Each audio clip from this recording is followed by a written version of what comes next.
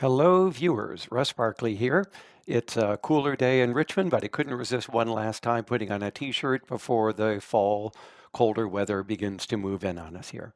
Today, I want to speak to you about a subject I'm often asked by adults with ADHD, and that is what are the ADHD friendly jobs that are out there? And in order to answer that, I think first of all, we should take a look at what are the job requirements. And then we can go through and see what jobs are out there that might be able to meet those requirements for someone with ADHD. Beyond that, I would suggest that you simply Google ADHD success stories, and you will see a whole list of successful people who succeeded in rather non-traditional fields, actually, like Simone Biles or Justin Timberlake or Bubba Watson in golf or Charlie Hull in golf. Athletes, plenty of them as well, not to mention Adam Levine in music and others. So have a look at that, and that might give you some ideas about the kinds of occupations or vocations that you might want to have a look at. But in general, we're looking for jobs that allow a lot more activity rather than being sedentary. I mean, all of this makes sense when you think about the symptoms of ADHD, the difficulties with executive functioning, with sustained attention, distractibility, excessive verbal interactions with others, and so on. So how active is this occupation, or how sedentary is it going to be? I mean, obviously, if you're going to be out there moving, teaching athletics to others, that's a lot different than if you're going to be sitting in an office doing tax returns. The same is true with the degree to which sustained attention is required. So if you have to keep looking at, say, x-rays in radiology for hours at a time, trying to pick up subtle differences in the x-rays that are important for medical diagnosis, then that's going to be a problem. So we strongly encourage you not to go into something like neuroimaging reading, but instead go to work, say, in an emergency room. So we're looking for how much does the task require sustained attention, and especially to tasks or activities that are not very rewarding or stimulating.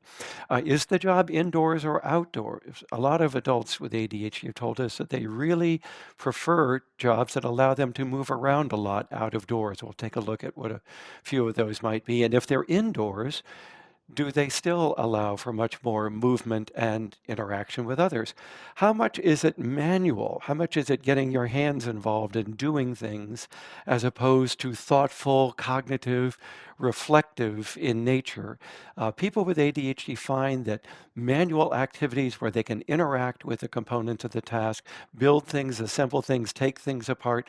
I mean, think about Ty Pennington in America's Extreme Home Makeover, where the guy gets to make a living out of destroying houses and rebuilding them. That's an extreme example, but you get the point. So people with ADHD, while they certainly can be reflective and intellectual, often find that they like to use their hands a lot more in their activities. To what extent is there paperwork involved in this? I mean, I have relatives that went into the business of working with insect people who come into your house and spray for insects, these exterminators. And they found that they love doing stuff like that, crawling under houses and helping people to, eliminate these pests from their home. But at the end of the day, when they had to go back to the office and do their paperwork, it was a major problem for them. So, how much paperwork are you going to have to do as part of this task? Similarly, are you going to be working with others? Is this a social kind of job? People with ADHD seem to be better at that because they're talkative, engaging, they like interacting. Or is it going to be alone a lot of the time, solitary, which people with ADHD may find to be just way too tedious, boring, and just not active enough? How fast paced is the action going to be in this job, or how slow paced is it going to be? Are you going to be interacting with customers a lot, say through fast food industry or the restaurant business or sales? Or are you going to be, again, stuck in an office looking at a computer screen, trying to track the sales of other people in the field while you have to sit here and engage in screen time? how much change is in the work environment? Are you going to be in the same place, the same room, the same cubicle every day for hours on end? Or do you get to move around a lot, whether indoors or out of doors, where there's a lot of change in the places where you're going to be asked to do work? I'll mention a few things like photography and videography, for instance, that might fulfill that kind of change in activity. How much excitement is in the job? Does it involve police work, firemen, EMT, or is this going to be, again, something where you're a librarian or you're a bookkeeper or accountant, or where you're going to be doing, again, sedentary versus active work, exciting versus not especially exciting or stimulating work? Then finally, how much verbal interaction will you have with others? People with ADHD really seem to do better at that, as opposed to being put in a situation where they're going to have to be very quiet. There's not a lot of verbal interaction going on. I mean, think about being a librarian in that case. So just look at the job and the requirements of the job and see how well it maps onto your ADHD symptoms. And then here's some jobs that people with ADHD have told me that they found to be very well suited to them. First of all, I've already mentioned policemen, firemen, emergency medical tech. I mean, there are certainly boring aspects of those jobs, but there's also a lot of excitement, a lot of movement in getting from place to place and handling a crisis and helping people out that are in emergency situations.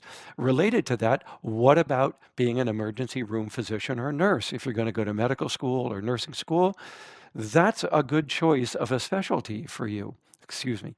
What about the military?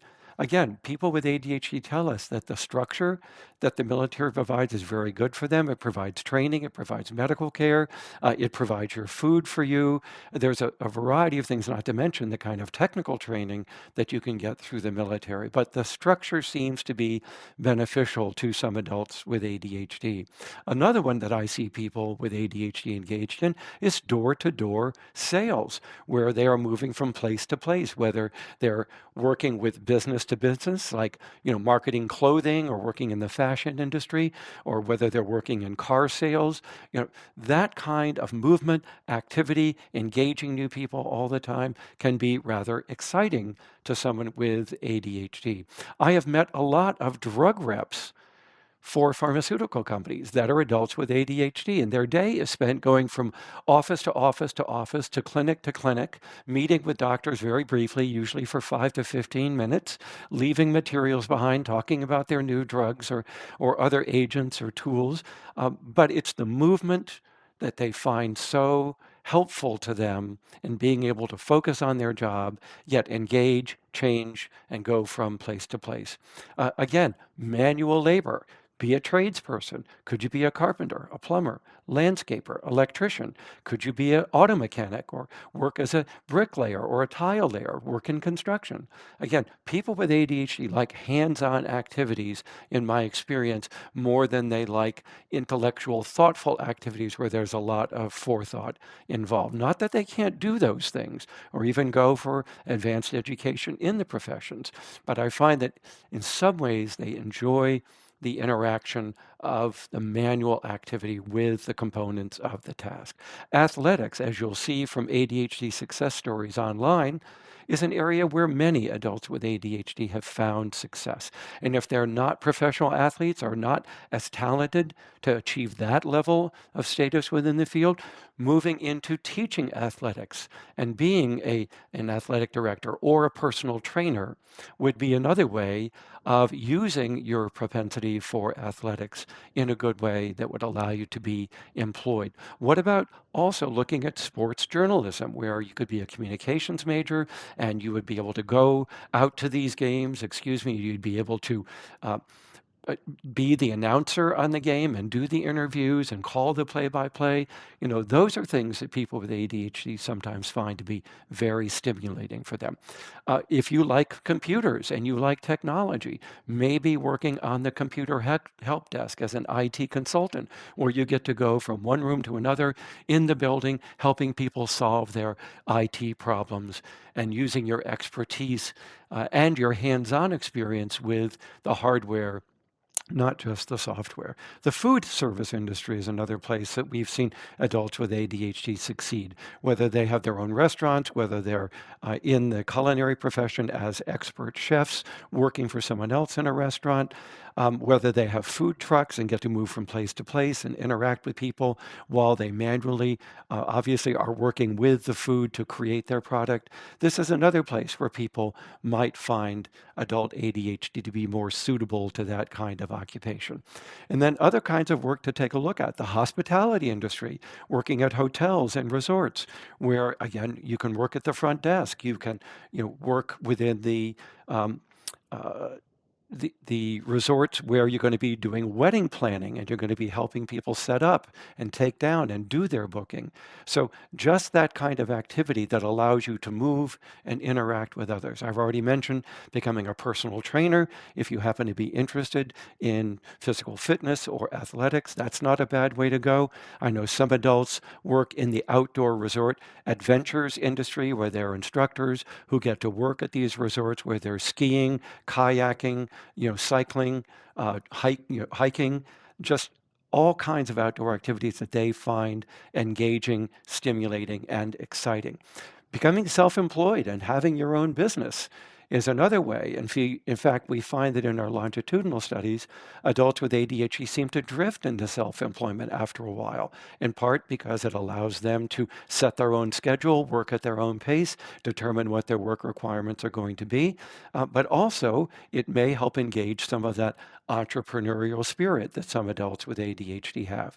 And then, of course, becoming an inventor and an entrepreneur, which is a little different than just being self-employed because there's a creative side to that kind of occupation or activity. I mentioned becoming a photographer or videographer. I've worked a lot with people who have created videos for me, professional videos. I've also done a lot of interviews with television and radio where people in that industry have found that they do well with adult ADHD because they're taking their cameras and their recording equipment, and every day they're going to multiple sites. I mean, imagine working for a television studio where you're being sent out to 3, 4, 5 different locations in any given day to capture footage that's going to be used on the nightly news. And obviously, you may even have a hand in editing what's going to be used. But again, that kind of movement and use of technology and interacting with technology might be just the thing for you if you have a propensity for photography or videography. And then let's not forget the performing arts as well. Actors, stand-up comedians, musicians, and other performers find that this provides a very active lifestyle for them where they get to engage audiences, move from place to place, venue to venue, that fits in well with their hyperactive sort of behavior and lifestyle. So again, just some things to think about when you're looking at vocations or occupations that you might do well in with adult ADHD. I hope you found this helpful.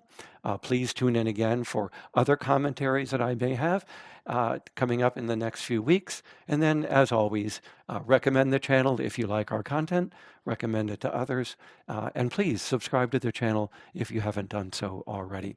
Thanks for tuning in, and hope to see you again on the channel. Be well.